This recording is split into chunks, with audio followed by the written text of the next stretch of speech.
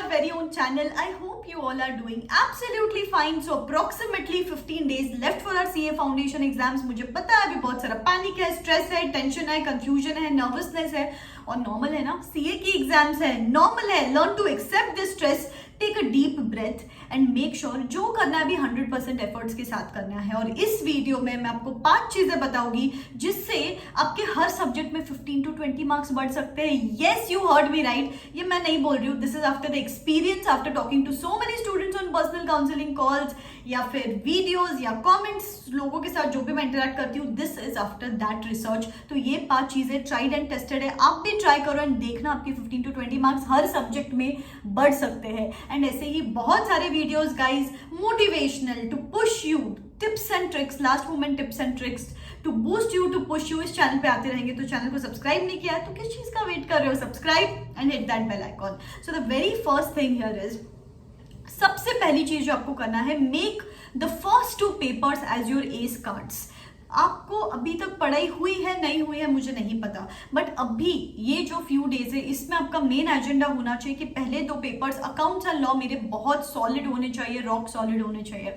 Because क्या होता है, पहले दोनों पेपर्स अगर आपने बहुत अच्छे से किए तो आगे के 2 पेपर्स के लिए एक टोन सेट होता है, एक बूस्ट मिलता है, एक पुश मिलता है for the next 2 papers and automatically वो दोनों पेपर्स भी माइंडसेट की वजह से अच्छे जाते हैं. अल्टीमेटली 2 पेपर्स में अगर 60 मिल गए तो दूसरे 2 पेपर्स में वैसे भी मार्क्स का प्रेशर कम हो जाता है. तो पहले दोनों पेपर्स आपको अच्छे से करना है. उसके सब कर लो, आरटीपी कर लो, पास्ट पेपर्स कर लो, mock test papers, minimum 2 papers आपको सॉल्व करने हैं. टेस्ट सीरीज बाय कर लो कोई भी, गेट योरसेल्फ इवैल्यूएटेड. मैंने भी मेरी टेस्ट सीरीज स्टार्ट की हुई है, नीचे डिस्क्रिप्शन बॉक्स में लिंक दे देती हूँ, you can go and check that out. बस फुल प्रूफ पढ़ाई करनी है फर्स्ट 2 पेपर्स की. सेकंड चीज, don't underestimate the power of small things. Guys मैंने देखा है स्टूडेंट्स को, मैथ स्टैटिस्टिक्स एलआर में एलआर को इग्नोर कर दिया, लॉ और बीसीआर में बीसीआर को इग्नोर कर दिया, बीसीके इकोनॉमिक्स में बीसीके को इग्नोर कर दिया, अकाउंट्स में account current, average due date, consignment, depreciation, ये छोटी छोटी चीजें अपन इग्नोर करते हैं. अपने को क्या लगता है ये तो इजी है, ये तो मुझसे हो जाएगा, बट एग्जाम टाइम में ये जो इजी मार्क्स है वो अपने को मिल नहीं पाते. डिफिकल्ट चीज तो डिफिकल्टी आती है एग्जाम्स में और इजी चीजें अपन पढ़ते नहीं है. इसीलिए just make sure, don't underestimate the power of these small things. कभी कभी ये छोटी चीजें ही अपने को वो एक्स्ट्रा मार्क्स दिलाती है. वो 45 to 55 मार्क्स के बीच का फासला ये छोटी चीजों की वजह से होता है. तो please please please don't underestimate the power of these small things.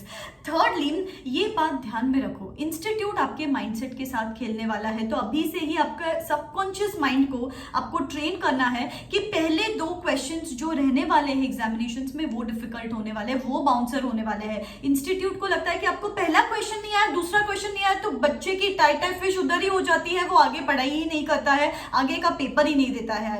तो पैनिक की वजह से आगे के क्वेश्चंस इजी रहते हैं, आगे के क्वेश्चंस आते भी रहते हैं अपने को, तो भी अपन अटेम्प्ट नहीं कर पाते. तो मेक श्योर सबकॉन्शियस माइंड को ट्रेन कर लो कि पहले दोनों क्वेश्चंस डिफिकल्ट आने वाले हैं. फोर्थ चीज, ये बात ध्यान में रखो कि चारों पेपर में से एक पेपर बाउंसर आने वाला है और ये पेपर सिर्फ आपके लिए बाउंसर नहीं रहेगा, सबके लिए बाउंसर रहेगा. तो कोई स्ट्रेस की बात नहीं है, कोई पैनिक की बात नहीं है. Compose yourself. अगर कोई भी पेपर डिफिकल्ट आया एग्जामिनेशन में, फिर धीरे धीरे करके you have to make sure कि पहले दोनों पेपर में से कोई अगर आपको नहीं आता है तो स्टेप मार्किंग मिलती है. स्टेप मार्किंग मिलती है तो कंसोल योरसेल्फ, काम योरसेल्फ डाउन एंड जितना आता है रिकॉल एंड स्टेप्स को टारगेट करो. एंड एमसीक्यू बेस्ड पेपर सबको डिफिकल्ट लग रहे हैं तो जस्ट मेक श्योर, भले ही मुझे 20 मार्क्स का नहीं आ रहा है, 25 मार्क्स का नहीं आ रहा है, तो मेरे पास एक्स्ट्रा टाइम बच गया, 75 मार्क्स का मैं अटेम्प्ट करके आऊंगी, लेकिन उसमें से मुझे 55-60 मिलने चाहिए. और ये कब मिल सकता है? अगर आप काम कंपोज माइंडसेट से बढ़ोगे. और ये कब होगा? अगर आज पेपर राइटिंग की प्रैक्टिस होगी. तो please mock test paper solve करना एब्सोल्युटली जरूरी है अभी, ठीक है. And the last thing is, exam का जो दिन होता है, जैसे कि आज अकाउंट्स का पेपर दे के आ गए, वो जो दिन होता है आने के बाद के 3-4 घंटे, don't take that time for granted. काफी बार बच्चे वो वाले दिन कुछ पढ़ाई नहीं करते एंड सीए में खेल ही होता है रिटेंशन का. पहले कितनी भी पढ़ाई कर लो और एग्जाम के पहले अगर पढ़ाई नहीं करोगे तो एग्जाम में रिकॉल नहीं होती चीजें और उस वजह से वो 10-15 मार्क्स नहीं मिलते अपने को.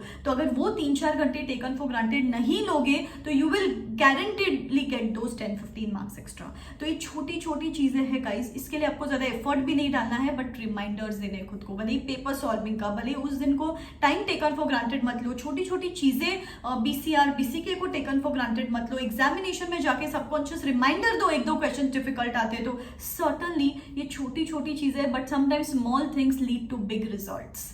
ठीक है, comment in the comment section below कि ma'am I am ready to put in each and every effort which I can and this is going to be my last attempt. ठीक है गाइज, बस यार 100% effort, stretch every muscle of your body in these last 15 days, मेरी guarantee आप exams clear कर लोगे। ठीक है guys, wish you all the best, this is me signing out. कुछ भी लगता है आपको कभी भी, I am going to be there for you, तो चैनल को सब्सक्राइब करके रखना, बहुत सारे वीडियोस अभी लाइंड अप है इस चैनल पे। ठीक है, believe in yourself, this is me signing out, Tata.